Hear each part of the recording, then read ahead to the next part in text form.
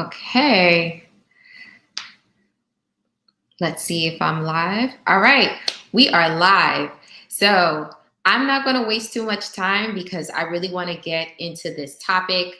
We are talking about the interview process, and I really want to share a different perspective on what interviewing is not, because I think this is a really, really big mistake that a lot of people are making in the interviews as they're going to find new jobs or even as they're trying to get a promotion, because essentially you do have to interview for that promotion.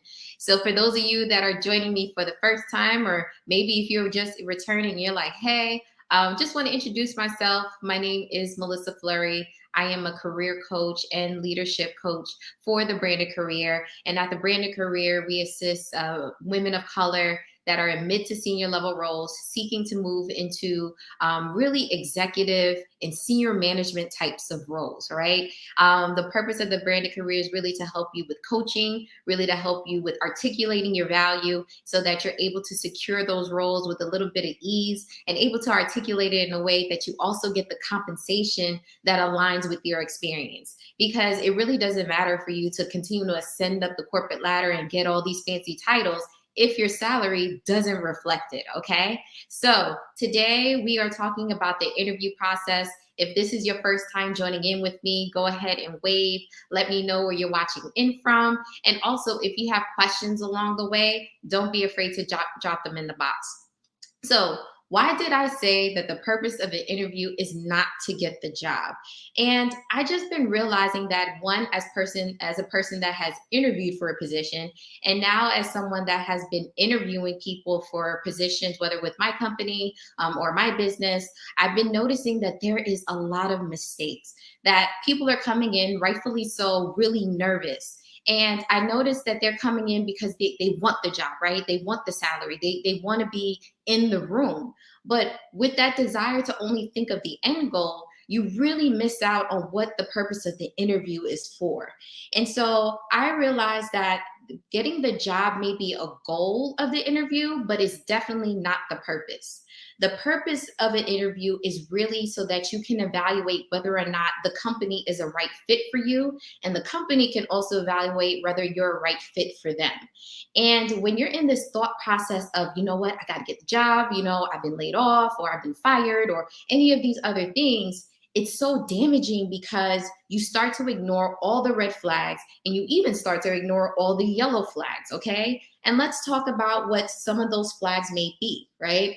Some of those flags may be not discussing the salary, not discussing management style, work-life balance, recent layoffs. And I think that's a huge question that should be asked right now. And I know that there are a lot of folks that may be watching this live that have been laid off. And so if you're, and this is someone that's been laid off in the past too. So when I see that a company has been laid off, that's a red flag for me. You know what I mean? A company has been doing layoffs. That's a red flag, right? Like, that's something that I want to know. If I just read in the paper last week that you laid off 10,000 employees, why is this position open? Okay. Like, I want to know that there's some sort of stability here.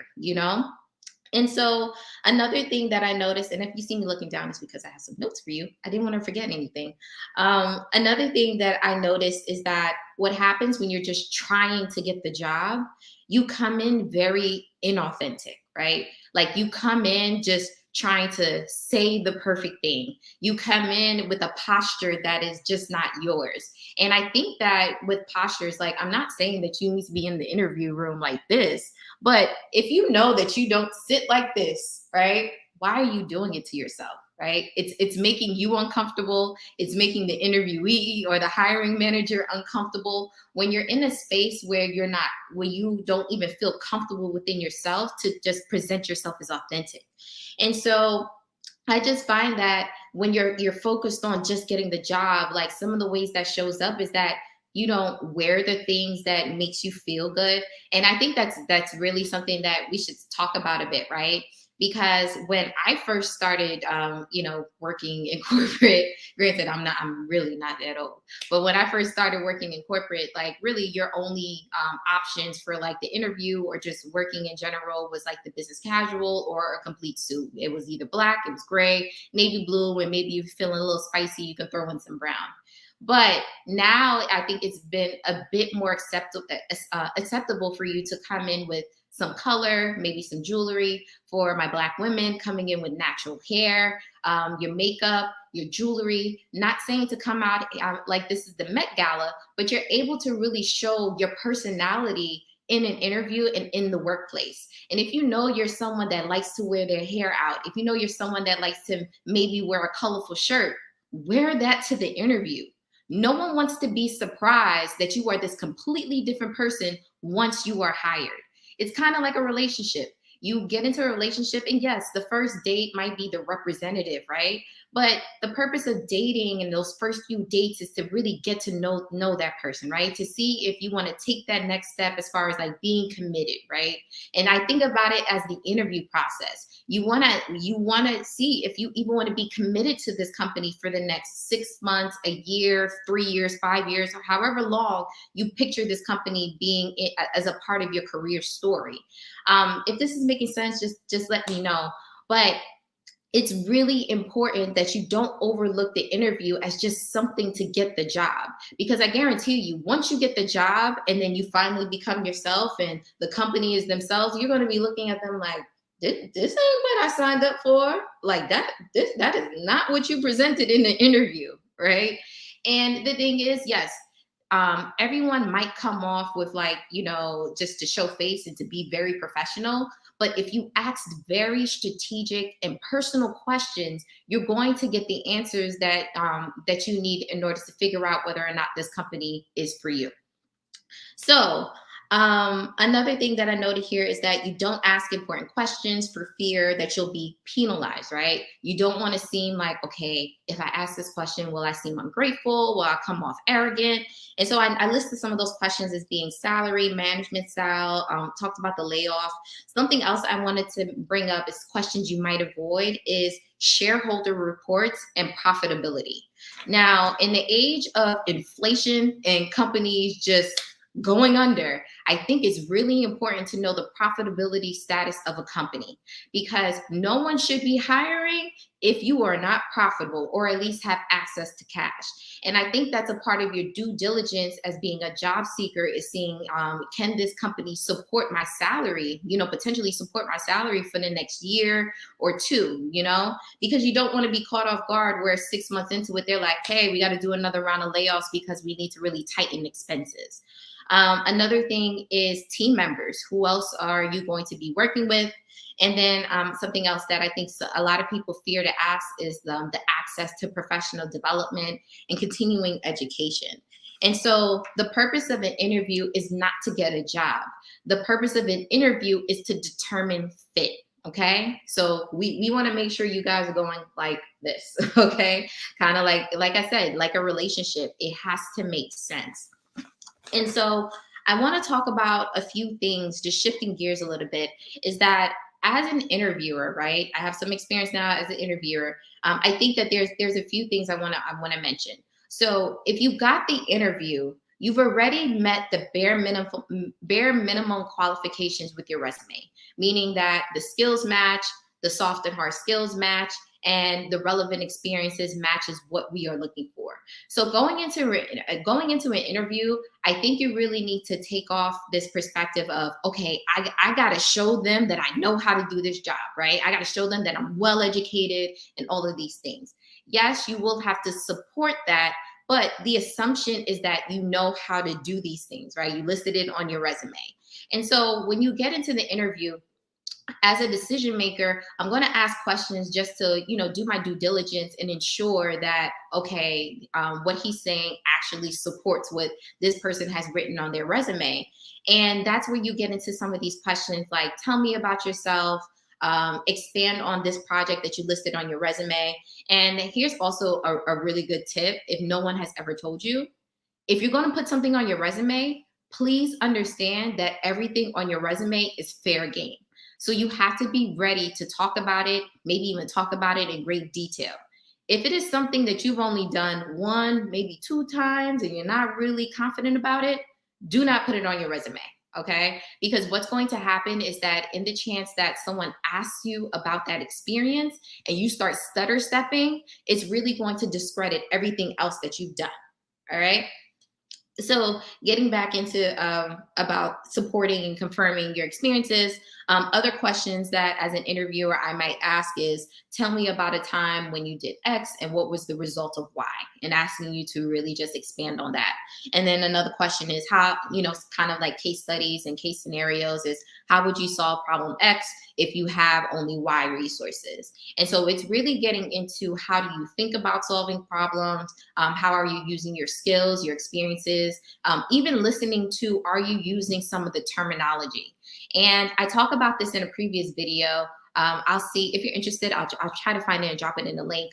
But one of the biggest reasons that a lot of people cannot get through the interview is that they're not speaking the language of their industry. Like if you're talking about being a project manager and you've noticed that, dang, even if I have this PMP certification, I'm still not getting through the interview, is probably because of the language that you're using. Like as a project manager, you should be using language such as agile and scrum and deliverables and stakeholders. And if you're not using that language, someone's going to think, I don't know if they're really experienced in it.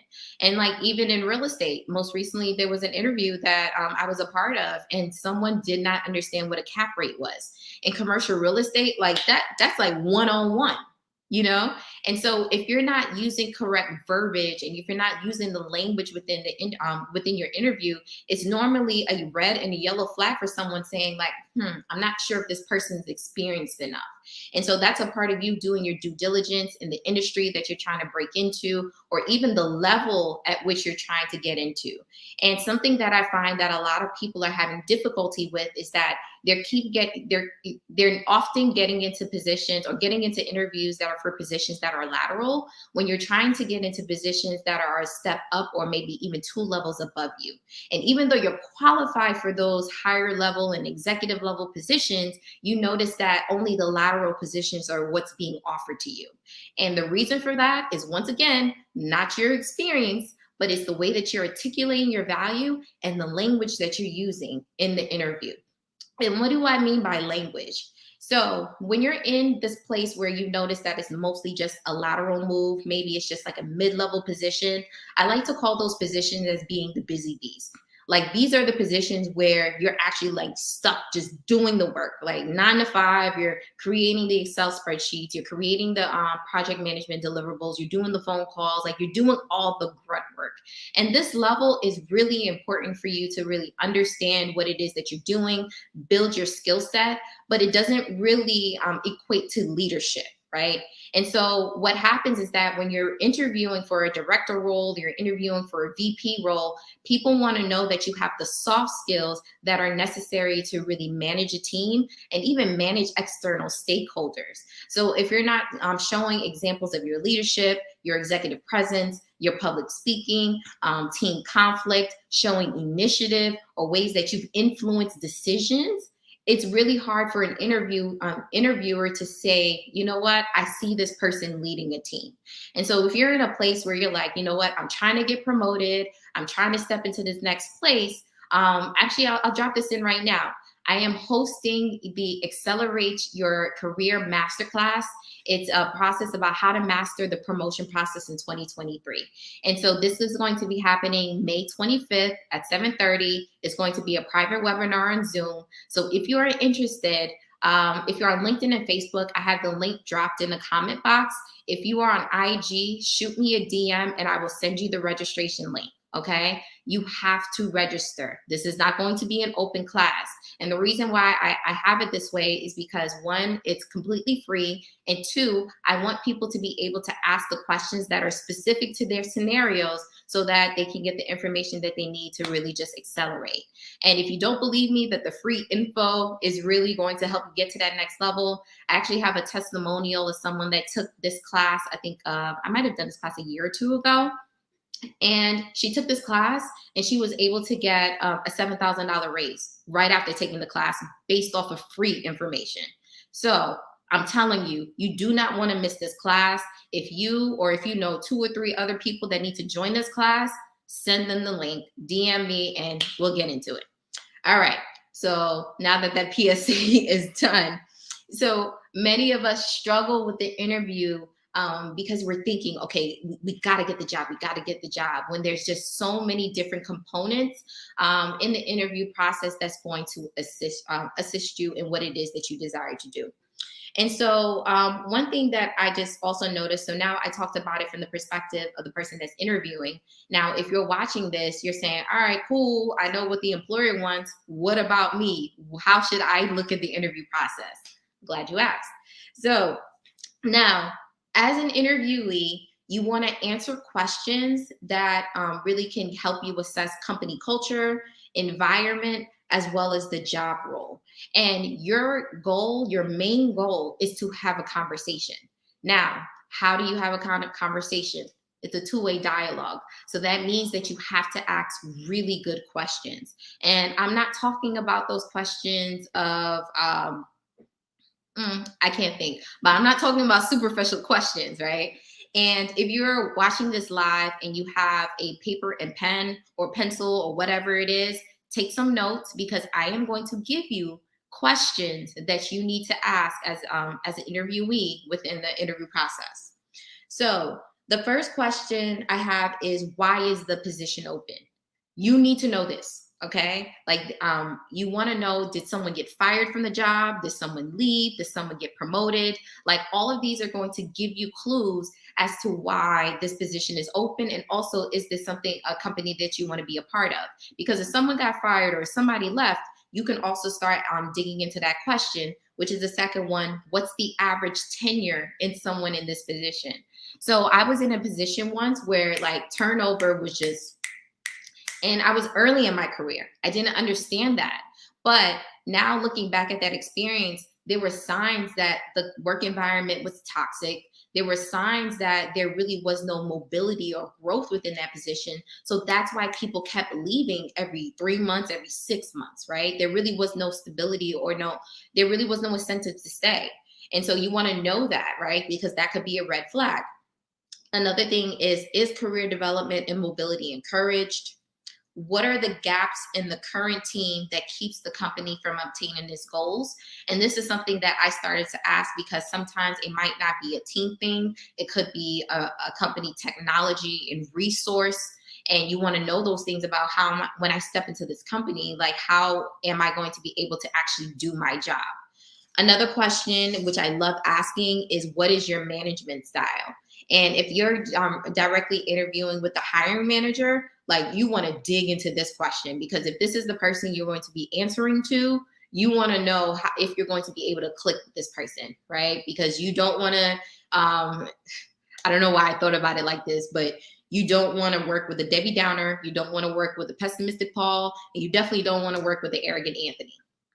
Okay. Like, you start realizing that a lot of people's personalities start to shine when you ask the right questions.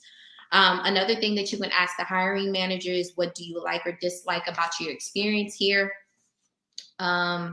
Is there a stipend for continuing education as well as professional development? Do you anticipate the responsibilities changing from what is listed?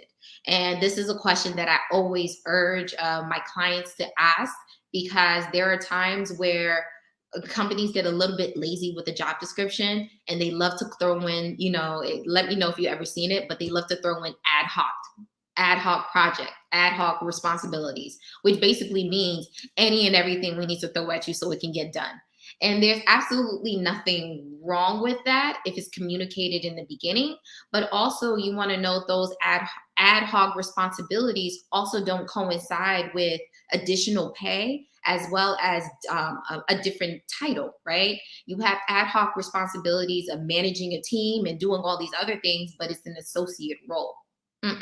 We need to change that job title, right? So you want to really ask about those job responsibilities. Another thing is, who else will I be working with? And are they going to be a part of the interview process? And I think that companies can really do a better job at the interview process. I don't think that it needs to take 2-3 months. I don't think that it needs to take 12 people interviewing, especially if of those 12 people, maybe 2 might be directly working with that person. So you want to ensure that even as someone that's just interviewing, you can manage the process, right?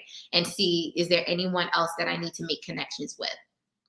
A nice closing question is, what is the timeline to make a hiring decision? Because in this age of just ghosting, of recruiters just ghosting, and like I said, long drawn out recruiting processes, you want to know, like, hey, what is your timeline and is there urgency? Right? Because if you are someone that says, you know what, I'm trying to find a job in the next 60 and 90 days, and they're telling you they're kind of like lackadaisical, and if it's the right fit, we'll hire them, there's no urgency there. And so you might need to put your eggs in a basket somewhere else. And then lastly, I think, which is also another good closing question, is there anything else I can provide or clarify that will help you make a decision? And so if there are any gaps, if there's any confusion, or even if you decided by the end of the interview that this is the job that you want, this is a good place for you to close and really secure, what it is that you've been saying all along. And so, like I said, the goal of the interview, or the purpose of the interview, is not to get the job. The purpose of the interview is to make sure that it's the right fit and that it's really just a place of evaluation. And so, something else I want to add is that I know that there might be experiences where you don't get the job, and I won't say might, because I think a lot of us have been to more job interviews than we've had jobs, right? I know myself, whether I was employed or unemployed, like I've been on tons of job interviews, and they've been different from just two people to a panel interview to case studies and all of those things in between. And I want you to know that the interview process is not a waste of time. And I want to share because there's really like valuable things within the interview process, even if you don't get the job. And the first thing is that as a candidate, it's valuable for you to go through this interview process because you get better at articulating your value. Like, I cannot tell you enough the amount of interviews that I've been in that I've been able to practice. Obviously, I didn't get the job, but I've been able to practice what I'm good at, how these experiences have impacted my thought process, what I'm able to contribute, have directly led to the reasons why I've been able to get my promotion, because I just got better at talking about the things, talking about the end result, and how it is I'm able to contribute. And so if you don't get those opportunities to talk about yourself, talk about your goals, talking about, and that's the other thing. I think we find a lot of people feel like, oh, I'm not clear on my next steps and I don't know what to do. I really believe that clarity comes through conversation, and that the more you talk about it, the more you talk about it with people, you're able to hear yourself, and you're also able to feel like, oh, you know what, this feels right. Like, this next direction, I think I want to take. The other thing that makes the interview process so valuable, even if you don't get the job, is that you get feedback from the decision makers. And I know this is not all the time. I know sometimes they say it's company policy that we can't give you feedback. But for those instances where you're able to get feedback, like, to really just don't take it to heart, right? But just really take it to the mind where you're saying, you know what, I hear them. The things that are true, take it, but the things that are not, just toss it away. Another thing is that a lot of people overlook is that the interview process is a place for you to build your network. And you overlook it because you think, like I said, you're thinking, oh, I got to get the job. But here are a few things that I've noticed from the interview process with building your network. One, if it's not the right fit, many of my clients have actually gotten leads for other jobs. Like, I'm talking about the person in the interview was like, look, this isn't the right fit for you. I'm going to be honest with you. And that's also valuable, right? You don't want someone to waste your time. But I've had clients where the interview was like, this isn't the right fit, but such and such company is hiring. I'm going to put you in contact with. Or I know someone else in a different department where you'll be the right fit for. And personally, that's happened to me. I applied for one position, and I talk about this in my book, The Unemployment Guide. I applied for one position. They were like, I don't think it's the right fit. And I was like, okay, cool. A month later, they passed around my interview to a different person. And that person called me back and they were like, look, I think you're the right fit. I came in and it's been up since then. And like I said, it's in more detail in my book, The Unemployment Guide. And so don't miss out on the opportunity to build out your network, right? I've definitely built out my network with recruiters, as well as different decision makers. And so the last thing that I want to talk about when it comes to the interview process is that if you do not get the job, just understand that you dodged the bullet. Like, we cannot win it all. Like, at the end of the day, you just need one yes. You need one yes from the right company. And so you don't necessarily need five yeses, right? And I think that's a pride thing. We want everybody to say yes to us and everybody to see that we're amazing. But if you did not get the job, you dodged the bullet, right? You do not know what the situation was and what really you were saved from. And so I have a short story about this is that early in my career, I was like, you know what? Like I said, I want to pivot into real estate, and I was like so excited, right? There was this real estate company that was super sexy. Like, everybody worked there. I'm not going to name drop, but everybody worked there. They had the cool office spaces, like all of the things. Like, I knew I had to work for this company. I went to all the recruiting events. I like basically stalked all the recruiters, and I just kept applying, right? And so then finally, I got the opportunity. My first interview with the recruiter, everything went well, and she's like, "All right, cool," you know. And then also, let me mention, this was the first position where it was a six-figure salary. At that point, I was always stuck, right? I knew I was underpaid. I knew that, like, I knew I had to make a change, and I felt like this position was going to be it. And so, and it was a good six-figure salary, okay? So I was excited, right? I'm like, yo, I'm about to make it. So I interviewed with the recruiter. She's like, you're good, right?